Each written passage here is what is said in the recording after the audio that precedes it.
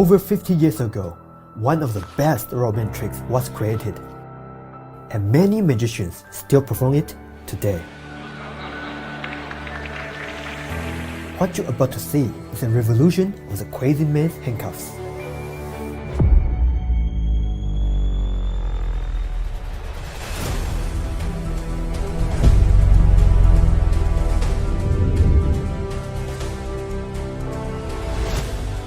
When Sam posted this effect online, many people were shocked, including a lot of magicians. Even you know how it's done, it still looks incredible. Watch, right here. You cannot go in and then pass. But watch here.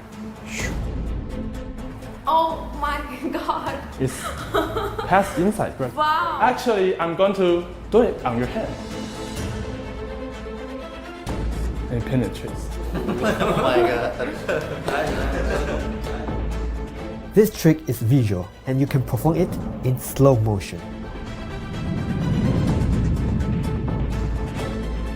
The principle behind these tricks has unlimited possibilities, and many magicians offered their ideas, including Jorai Flash, Nicholas Lawrence, and Dr. Cyril Thomas.